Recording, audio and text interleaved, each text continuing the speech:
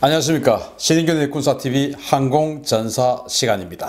자, 오늘은 정말 유명한 전쟁 스토리 중에서 개전 첫날 이야기입니다. 바로 포클랜드 전쟁입니다. 여러분들 포클랜드 전쟁 지금도 생생하게 기억하시는 분들 많으시죠? 자, 포클랜드 1982년 5월 1일 벌어진 포클랜드 전쟁, 지금부터 시작하도록 하겠는데요. 당시 포클랜드 전쟁이 벌어졌을 때 뉴스위크지에 나왔던 사진입니다. 메인 화면을 장식하면서 The Empire Strike Back, 그 제국의 역습, 그때 이제 스타워즈 영화의 두 번째 영화 제국의 역습이라는 에피소드였는데, 그걸 그대로 인용을 해서 제국의 역습 이렇게 해서 영국의 허미스 항공모함이 이제 대서양을 완전히 중단해서 아르헨티나 쪽으로 내려가고 있는 이 모습을 뉴스위크의 메인 화면으로 해서 다 보도가 됐었고, 사실 그때 이제 저는 그때 어렸습니다만은 밀리터리 매니아였기 때문에 거의 9시 뉴스마다 나오는 이 전쟁 장면들 이런 거 계속 보면서 지금도 선명하게 기억하는 그런 모습들, 그리고 이제 구축함 셰필드가 격침되는 그런 뉴스들 막 지금도 정말 생생하게 기억합니다. 이 당시 영국에서부터 이 포클랜드까지는 직선거리로 12,500km입니다. 영국의 해군 함대 기지인 포스머스에서 포클랜드 제도까지 12,500km고, 그러다 한 번에 못 가니까 중간에 여기 이제 이 어센션이라고 하는 이 영국령 섬이 대서양 중간에 있어요. 여기를 이제 중간 기착점으로 하고 여기에서부터 다시 또 출발을 합니다. 그러면서 지금 영국이 탈환해야 될 곳이 바로 이 포클랜드 제도, 그리고 여기 옆에 있는 사우스 조지아 섬, 이렇게 해서 두 곳을 탈환해야 됩니다. 사우스 조지아 섬은 아르헨티나 본토에서 멀었기 때문에 공군력이 없었죠. 그래서 손쉽게 장악을 할 수 있었지만, 이 포클랜드 섬 이 지역은 아르헨티나에서 전투기가 날아올 수 있는 거리상에 있었습니다. 그래서 이 지역에서는 제공권을 장악하는 것이 무엇보다도 중요했죠. 그래서 영국은 항공모함을 출격을 시킵니다. 자, 그러면 이 전쟁은 왜 일어났냐? 배경부터 간단하게 설명을 드리면, 갈리에리라고 하는 사람이 있었어요. 육군 총사령관이었는데 쿠데타를 일으키고 나서 동료들의 인정을 받고 대통령에 취임을 했습니다. 그래서 대통령 취임한 지 6개월 만에 바로 이 포클랜드 전쟁을 일으켰는데요. 포클랜드는 우리가 알기로는 이제 우리는 영국 스타일로 들었으니까 포클랜드라고 알고 있지만, 이 아르헨티나 사람들은 말비나스 제도라고 이야기를 합니다. 말비나스. 예를 들어서 우리는 독도라고 이야기하고 일본은 다케시마라고 이야기를 하죠. 그런 것처럼 서로 부르는 이름이 달라요. 그래서 이제 그러면 이 완전히 아르헨티나 앞에 있으니까 아르헨티나 거 아니냐라고 할 수 있지만, 어쨌든 당시 국제해양법, 국제법은 먼저 무인도 같은 경우는 먼저 발견하는 사람이 주권을 가진다라는 법이 있거든요. 그래서 기록으로는 영국이 먼저 발견했다. 그러나 아르헨티나는 우리가 거기서 어업 기지하고 했었다라고 이야기를 하죠. 그래서 지금 독도를 두고 우리와 일본이 이렇게 영토 분쟁을 하고 있는 것과 거의 흡사한 내용이다 라는 것이죠. 그런데 이제 문제는 우리와 또 다른 것이, 여기는 영국이 실효적 지배를 하고 있었어요. 그리고 독도와 달리 여기는 많은 시민들이 살고 있었어요. 그 시민들은 영국에게 그대로 남아있기를 원하는 사람들입니다. 그런데 이제 이 갈리에리가 대통령이 되고 나서 경제는 폭망했죠. 쿠데타로 집권했으니까 정통성은 없죠. 이제 이런 상황에서 그러면 이 외부와의 충돌을 유도를 해야 되겠다. 그럼 어디냐? 발비나스, 저걸 한번 쳐버릴까? 왜냐? 지금 영국이 만만해졌어요. 왜 만만해졌냐? 당시 영국은 지금은 우리가 그 이후에 철의 여인 이렇게 불렀던 마가렛 대처라는 여성이 수상이 됐습니다. 총리가 여성이 됐어요. 그러니까 이 갈리에리 같은 이 군인이 봤을 때 여자가 뭘 하겠어? 이제 이런 얕보는 마음이 있었어요. 그리고 12,500km나 떨어져 있었기 때문에 영국 지네들이 여기까지 어떡할 거야? 이제 이런 생각이 있었죠. 왜냐? 1979년도에 영국이 가지고 있었던 마지막 정규 항모, 바로 아크로엘 항모를 경제난 이런 것들 때문에 퇴역을 시켰어요. 그러니까 영국은 정규 항모가 없어진 겁니다. 그 전에 있었던 정규 항모 그 이글함은 1972년도에 퇴역을 했고, 아크로엘을 가지고 있다가 1979년도에 퇴역을 한 겁니다. 그래서 남아있는 항공모함 해봐야 제대로 항공모함이라고 부르기도 힘든 인빈시블, 허미스 이런 정도의 경항공모함만 있었어요. 그러니까 이제 이 갈리에리가 생각할 때는 우리가 말비나스를 쳐도 영국은 도저히 여기까지 올 수 없어. 그리고 영국의 경제력은 지금 완전히 지금 파탄 지경이야. 돈이 없는데 어떻게 전쟁을 해. 그리고 무엇보다도 총리가 여성인데 지가 뭐 할 거야. 여성 주제에. 이제 이렇게 된 겁니다. 그렇게 해서 말비나스, 즉 포클랜드를 점령해 버렸어요. 그래서 작전명 로자리오 그래가지고 이 포클랜드의 포트 스탠리가 포클랜드의 수도죠. 거기를 점령하고 이 지역을 지키던 이제 영국 해병대 원들을 이렇게 그 아르헨티나의 특수부대들이 체포를 합니다. 항복을 했어요. 왜냐 해병대들이 한 80여 명밖에 없었기 때문에 중과부적이니까 이제 여기에 있는 이 포클랜드 총독, 작은 섬이지만 총독이 있었습니다. 총독이 항복을 하기로 결심을 하고 항복했습니다. 그렇게 해서 이제 항복했는데 정말 이 갈리에리의 예상과는 달리 대처 수상은 즉시 전쟁을 결심합니다. 그래서 출격해 해서 항공모함을 보냅니다. 그리고 항공모함 보내기 하루 전날 핵잠수함부터 먼저 보냅니다. 그렇게 해서 전쟁이 시작됩니다. 정말 신속하게 전쟁을 해버립니다. 급조한 전략입니다. 대응 제국의 원정 TF 아르헨티나하고 맞섰는데요. 이때 영국의 항공력은 이렇습니다. 이제 전쟁에 동원된 항공력이 우리가 생각하는 것만큼 많지 않아요. 자, 이렇습니다. 인빈시블 그리고 허미츠 이렇게 해서 두 척의 경항공모함이 갑니다. 이 허미츠에는 해리어, C 해리어 12대가 탑승이 되고요.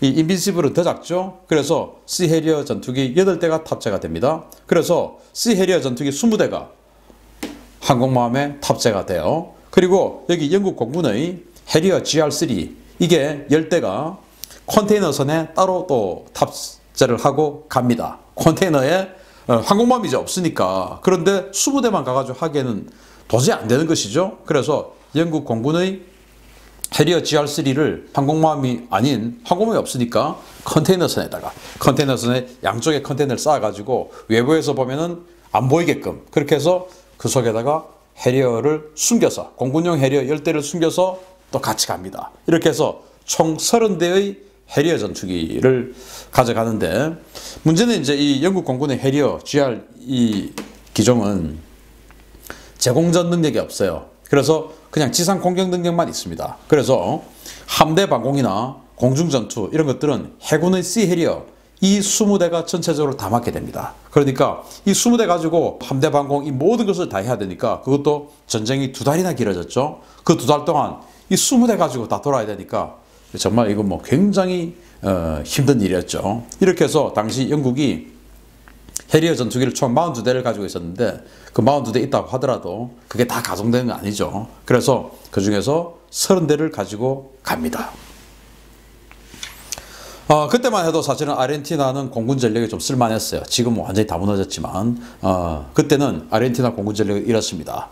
슈페르 에땅다르 전투기가 아르헨티나의 항공모함 이 메인티상코 데 마요라는 항공모함이 있어요. 이거 원래는 영국제였습니다. 영국제였는데 2차 대전 때 만들었던 영국제인데 이거 이제 2차 대전 끝나고 네덜란드에 팔았다가 네덜란드에서 여기다가 이제 사출기를 갖다 붙입니다. 그렇게 해서 좀 쓰다가 다시 중고로 아르헨티나에 팔았어요. 그 영국제 항공모함하고 영국하고 지금 싸우는 겁니다. 메인티싱코 데 마요 항공모함이 있는데 여기에 최대 21대의 각종 항공기가 탑재가 되는 항공모함이에요. 아르헨티나 해군은 슈페르 에땅다르 4대 그리고 A4Q라고 하는 버전이 해군 버전인데 8대 그리고 아르헨티나 공군은 A4 또 그 공격기죠 45대 그리고 미라지 3 전투기 12대 그리고 대거 전투기 37대 이렇게 해서 미라지 계열의 전투기만 해도 거의 뭐 꽤 괜찮은 그런 전력이겠죠. 특히나 이 미라지 계열의 이 전투기 미라지 3가 바로 3차 중동전 이스라엘이 아랍 연합군들을 완전히 박살냈던 그 3차 중동전의 영웅 아닙니까? 그래서 나름대로 괜찮은 그런 항공력을 가지고 있었고 또 이것만 있는 게 아니고 폭격기도 있었어요. 폭격기 캔버라라고 하는 폭격기 10대 이제 쌍발 폭격기인데 대함 공격하고 그렇게 하죠. 그리고 이제 부카라 프로펠러기 그리고 이제 MB339 프로펠러기 이런 거 공격용으로 좀 쓰고 있었고 그리고 이제 대잠 초계기 S2 트래커 대잠 초계기도 있었던 나름대로 견실한 그런 공군력을 가지고 있었고 정말 그 아르헨티나로서는 안타까웠던 게 이 메인테싱코 데마요 이 항공모함이 첫날 좀 나갔다가 그 다음부터는 들어옵니다. 왜냐 가장 먼저 왔던 이 핵잠수함이 아르헨티나의 순양함 벨그라노 순양함을 격침시켜 버립니다. 그러니까 아르헨티나는 이 대잠 전력이 별로 없으니까 항공모함이 나가서 격침돼 버리면 이거는 뭐 어마어마한 손상이죠. 그래서 항공모함은 나가지 않습니다. 참 어이없는 상황이었죠. 그래서 어쨌든 아르헨티나는 이런 전력을 가지고 있었고 미라지 계열의 전투기가 50대가량 되었기 때문에 나름 한번 해볼 만한 그런 상황이에요. 자, 이제 전투가 벌어집니다. 1982년 5월 1일입니다. 오후 4시 25분 아르헨티나 시간인데 이때 이제 첫 전투가 벌어지는데요. 아르헨티나는 영국 해군 이 함대를 격파하기 위한 스트라이크 패키지를 구성해요. 그러면 이제 스트라이크 패키지를 구성을 하려면은 제일 먼저 전위에다가 이 적 방공부대, 그러니까 적의 전투기를 격파할 수 있는 수입 임무, 그걸 이제 수입 임무, 제거한다, 청소한다 라고 하지 않습니까? 그래서 수입 임무의 제공 전투기를 가지고 그 다음에 이제 함대를 공격하는, 군함을 공격하는 이 공격용 편대, 그리고 그 뒤에 다시 백업, 이런 식으로 스트라이크 패키지를 구성해서 가요. 이때 영국 함대는 어떤 식으로 구성이 되어 있냐면은 서쪽에 이제 아르헨티나 본토가 있고 포클랜드가 여기 있죠.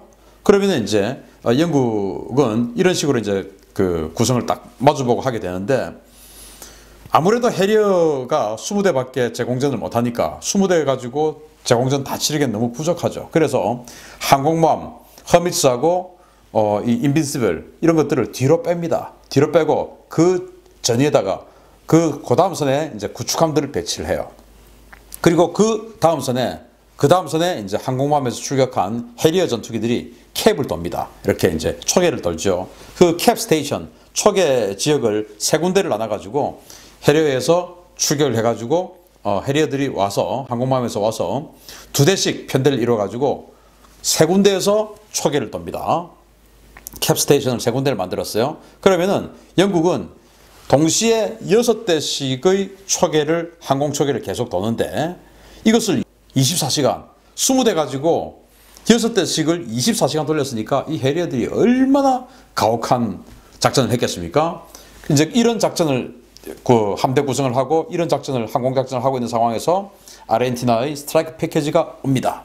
그래서 가장 전위에 오던 이 미라지 3, 달도 편대라는 이 이제 호출보를 가지고 있는 이 편대가 제일 먼저 전위에 있는 해리어 전투기를 제거하라라는 임무를 가지고 들어갑니다. 이때 여기 말비나스, 그러니까 포클랜드 섬에 들어와 있었던 이동식 레이더 기지예요. 여기서 말비나스 레이더 관제 요격팀이라고 불렀는데 여기에서 이 다르도 편대에게 영국의 씨 해리어 캡 전력 중에 하나를 딱 찍어주면서 저기를 제거해라 라는 명령을 내립니다. 그래서 이 미라지들이 이 지상 관제팀에서 내려주는 상대를 공격하기 위해서 진입합니다. 이때 이제 이 씨 해리어 801 대대 소속인데 1번기는 폴 바턴, 2번기는 스티브 토머스가 조종을 하고 있는데 저기 두 대가 딱 오는 것을 봅니다. 레이더가 있으니까 보이죠? 이때 적은 35,000피트, 그러니까 한 12km 상공으로 진입을 합니다. 이때 이제 당연히 이 해리어들도 이 정도 있다가 저기 오는 것을 보고 순식간에 급강을 해서 내려갑니다. 왜냐? 지금이야 뭐 레이더가 룩다운 모드, 룩업 모드 뭐 다 잘 되지만 이때는 레이더가 지금처럼 성능이 좋지 않아서 룩다운은 제대로 안 됐던 거예요. 특히나 이 미라지 3 같은 경우는 육상에서 주로 전투하는 전투기이기 때문에 이 해상의 파도, 이 클러터, 이 잡음들을 제대로 제거를 해줄 수 있는 능력이 없었던 거예요. 그래서 밑을 보는 이런 능력은 잘 없었기 때문에 적을 딱 만나면은 순식간에 밑으로 내려가요. 요즘이야 레이더가 좋으니까 더 위에 올라가서 에너지 파이팅을 해야 된다라고 하지만 이때는 밑으로 내려가야 적의 레이더가 못 본다라는 생각을 한 겁니다. 그래서 이 해리어들이 순식간에 밑으로 급강을 합니다. 그래서 11,000피트, 그러니까 이제 한 3km 가까이, 지상 3km 가까이로 급강을 하죠. 그러면서 이 그림에 보이듯이 2번기는 직진을 하고 1번기는 옆으로 크게 돌아서 위에서 공격을 해서 치기로 합니다. 이걸 이제 후크 전술이라고 하는데 그 동화를 보면, 소설을 보면 그 후크 선장 있지 않습니까? 해적 선장. 그 후크 선장의 손이 이 갈고리로 이렇게 되어 있지 않습니까? 그래서 갈고리처럼 돌아가서 때린다. 이게 이제 후크 전술이라고 하기 때문에 이 1번기 편대장은 후크 전술로 뒤를 때리기로 하고 2번기는 그대로 직진을 하는 거예요. 이 편대장은 이제 적과 조를 한 이후에 바로 다시 옆으로 싹 비키면서 들어가요. 급가속을 하면서. 자, 그런데 아르헨티나의 1번기와 영국의 2번기가 직진을 하던 영국의 2번기가 거의 100피트 거리, 그러니까 뭐 한 30m 이 정도 거리로 패스를 해버렸어요. 이거 엄청난 상황이었죠. 그런데 왜 서로 미사일을 못 쐈냐? 그 당시 영국은 미국으로부터 최신형 사이드와인더 미사일인 사이드와인더 L 버전을 도입을 했어요. 그 L 버전은 정면에서 쏠 수 있는데 그 후면에 이제 어떻게 정면에서 쏘냐면은 이 전투기의 꼬리에서 나오는 확 여론이 있지 않습니까? 그 여론이 뒤에 확 하면서 뭐 아지랑이 같은 게 확 피어올라요. 그걸 보고 쫓아가는 겁니다. 정면에서. 그런데 완전히 정면이 되면 그 여론이 잘 안 보여요. 이럴 때는 사이드와인더가 나가지 않는 거예요. 못 쏘는 거예요. 그렇게 해서 사이드와인더를 가지고 있지만 쏘지 못하고 2번기가 패스를 한 거예요. 그런데 이 거리가 불과 30m 싹 지나갑니다. 자, 이 상태에서 영국의 1번기는 이제 후크했던 영국 1번기 크게 전장을 지금 돌아오고 있는 중이에요. 자, 이 상황에서 영국의 2번기가 아르헨티나 2번기하고 이제 조우를 하게 됩니다. 이렇게 해서 버티컬 롤링 시저스라고 해가지고, 자, 이제 1번기하고 패스를 했어요.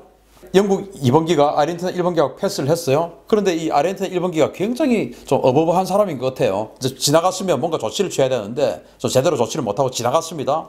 그리고 영국 또 2번기가 또 아르헨티나 2번기하고도 또 패스를 합니다. 그러면서 패스를 하고 나서 서로 간에 이제 꼬리를 잡기 위해서 다시 돌아오죠. 돌아오는데 다시 정면이 됐어요. 그래서 다시 또 패스를 합니다. 또 꼬리를 잡으려고 다시 이렇게 계속 이런 식으로 하는 거예요. 이걸 이제 시저스, 롤링 시저스라고 하는데 왜 계속 이러고 있냐?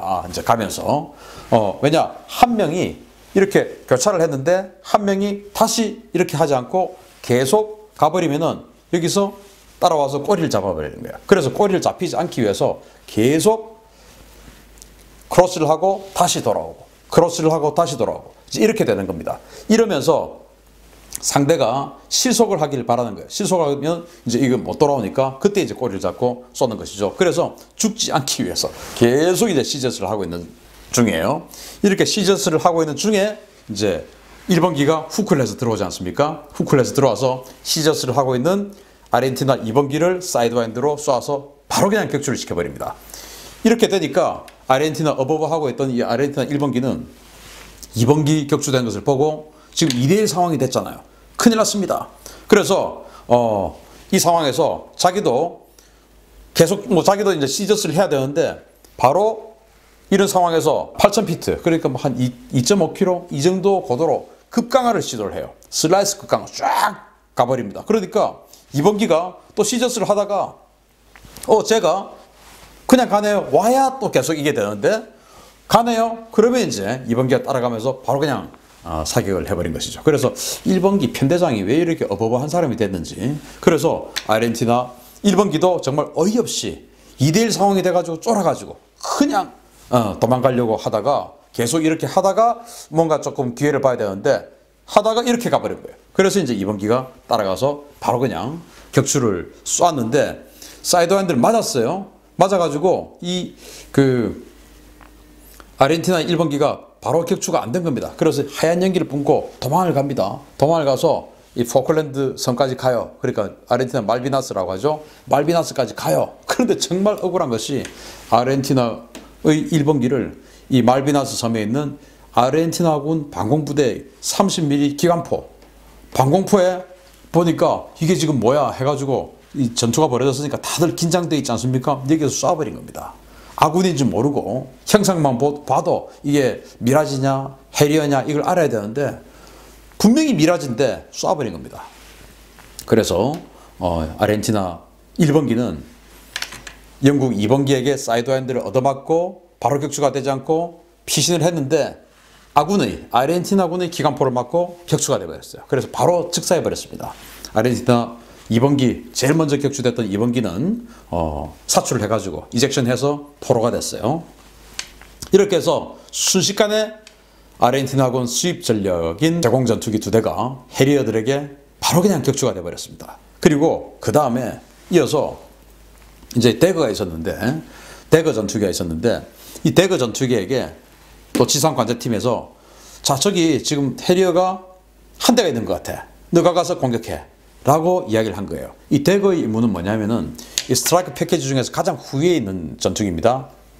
근데 왜 한 대만 있었는지 모르겠는데 어쨌든 한 대가 있어요. 그러면 이제 스트라이크 패키지가 공격을 하고 돌아올 때 적의 추격자들이 오면 그것을 이제 여격해주는 이런 역할을 하고 대거가 가장 마지막에 있었던 거예요. 그래서 자 저기 레이더상에 해리 하나 보니까 네가 가서 격추시켜. 이렇게 해서 지시를 받습니다. 그래서 레이더상에 보이는 한 대로 보이는 이 해리어들을 공격하기 위해서 대거가 이동을 해요. 대거 전투기가. 그런데 알고 보니까 두 대였죠. 자, 당시 대거는 중거리 그 미사일, 세미 액티브 미사일인 R530, 사정거리 한 20km 정도 됩니다. R530 운용 능력을 갖춘 것으로 평가를 받았기 때문에 영국은 이 대거 전투기를 굉장히 경계를 하고 있었어요. 중거리 미사일 쏘아버리니까 자기네들은 중거리 미사일 없지 않습니까? 그래서 굉장히 이제 긴장을 하고 있는데 아니야 다를까 대거가 옵니다. 그러면서 이제 이 영국 전투기 두 대가 해리어 두 대가 탁 가고 있는데 대거가 옵니다. 근데 대거에서 흰색 연기가 확 보이는 거예요. 이때는 뭐 해리어 전투기 RWR 즉 레이더 경보 장치 이런 것도 없었어요. 그냥 눈으로 봐야 돼요. 그런데 흰 연기가 확 보입니다. 흰 연기가 보인다는 것은 뭔가를 발사했다는 말이죠. 그러니까 1번기가 이거 지금 미사일을 지금 R530을 쐈구나 라고 판단하고 순식간에 급파강하면서 비민 기동을 해요. 이게 측면을 레이더 조사를 피하기 위해서 측면을 보여주면 레이더 조사가 또 잘 안 된답니다. 뭐 저는 정확하게 모르는데 공군 조종사들이 그래요. 그래서 측면을 보여주면서 확 급파강을 해요. 이제 이렇게 해서 1번기는 전장을 이탈을 해요. 그래서 미사일을 쐈으니까 이탈한 상황에서 2번기가 계속 들어가고 있는데 이 대거가 보니까 자기는 1대1이라고 해서 들어왔는데 마주치기 5km 상황에서 갑자기 지상관제팀이 야, 두 대다 이렇게 된 거예요. 왜냐? 1번기가 지금 확 이탈했는데도 불구하고 한 대가 더 있으니까 갈라졌지 않습니까? 보니까 이제 지상관제팀에서 보니까 두 대거든요. 야, 두 대다 라고 하니까 이 대거가 쫄아버린 겁니다. 그렇게 해서 순식간에 이 대거가 가다가 바로 반전해가지고 이제 도망을 가려고 했던 거예요. 도망가니까 이 해리어는 그대로 직진하면서 하던 중에 도망을 크게 선회해서 도망을 가니까 그냥 바로 쫓아가서 또 사이드와인드를 쏘아서 격추시켜 버렸어요. 아주 간단하게. 그래서 참 어이없이 격추가 대거 전투기는 격추가 되어버렸어요. 그래서 이거 보면 영국 공군 그리고 해군 비행대 조종사들의 정말 평시에 혹독한 전술훈련 역량이 감투정신과 어우러져 열세의 상황에서도 분전으로 이어졌습니다. 그래서 첫날 승리합니다. 그래서 첫날 이제 승리를 3대 0으로 그냥 격파가 돼버리니까 아르헨티나가 굉장히 위축이 됐죠. 그래서 우세한 전력에도 불구하고 첫날의 손실에 위축이 된 아르헨티나 공군은 이때부터 소극적인 제공작전으로 운용 교리를 변화합니다. 뭐 자신들이 훨씬 더 많은 전투기를 가지고 있는데 공세적으로 나갔어야 되는데 소극적으로 방어 위주로 가버려요. 그러니까 이제 영국은 이 지역의 주도권을 잡아버리는 것이죠. 그래서 크라우제비츠가 이렇게 이야기를 했어요. 나의 의지를 실현하기 위해 폭력으로 상대를 굴복시키는 것이 전쟁이다. 그랬는데 아르헨티나는 의지가 떨어져 버린 겁니다. 첫날의 이 3대 0의 상황 때문에. 그래서 사기가 그냥 확 떨어져 버린 것이죠.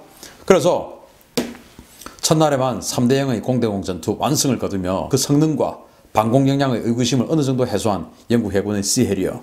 이래서 이제 영국 해군은 그때부터 공세적인 전력을 가지고 포클랜드 전쟁을 리드를 해 나가죠. 그래서 포클랜드 전쟁 전체적으로 봤을 때 한 40대가량의 아르헨티나 전투기가 격추가 되고 격파가 되고 이랬는데 앞으로 시간이 돼서 그 중에서 좀 굵직굵직한 그런 것들 또 아르헨티나 공군이 영국 해군 군함들을 격파하러 오는 이런 또 작전들이 있어요. 그래서 영국 해군 군함이 아시다시피 상당한 손실을 봅니다.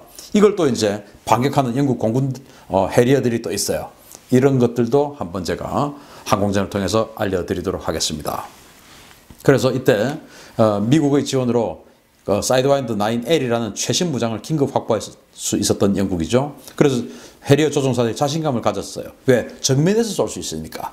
사이드와인드 초기형이라든지 또는 지금 아르헨티나가 가지고 있었던 뭐 매직이라든지 이런 단거리 열추적 미사일들은 꼬리를 잡아야 되는데 이때 미국이 개발한 이 최신형 사이드와인더 9L 이 버전은 정면에서 쏠 수 있는 거예요.